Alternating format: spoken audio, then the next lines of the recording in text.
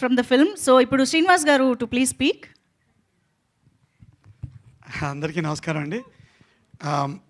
మహానుభావుడి నుంచి మొన్న రిలీజ్ అయిన గీతాంజలి 2 దాకా 75 సినిమాలు రిలీజ్ అయ్యాయి. నాకు ఇంచుమించుగా అందరూ నాతో సమానమైన వయసు వాళ్ళతో పనిచేశాను. ఇందులో యావరేజ్ ఏజ్ 18 ఏళ్ళు, ఓటుకు కూడా లేదు ఒక్కడికి వాళ్ళకి. 17-18 ఏళ్ళ పిల్లలతో నేను పనిచేయాల్సి వచ్చింది. నాకేమో 53 సంవత్సరాలు.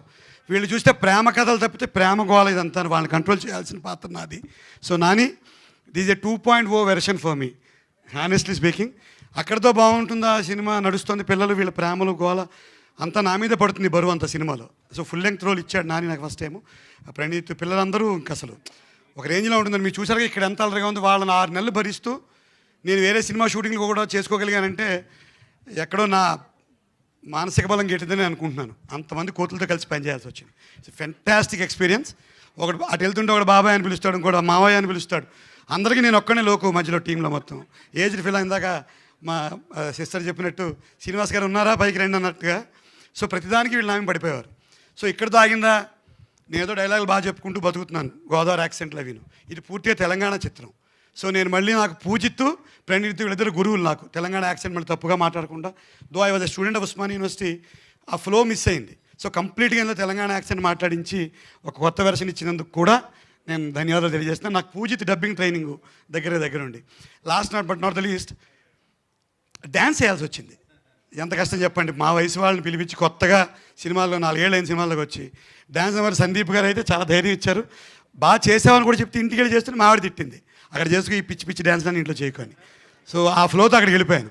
లాస్ట్లో ఏంటంటే 2.0 వెర్షన్ వచ్చిన ప్రమాదం మనకు కూడా 50 దాటినా ఎవరో ఒకరిని ప్రేమించేద్దాం అనిపిస్తుంది.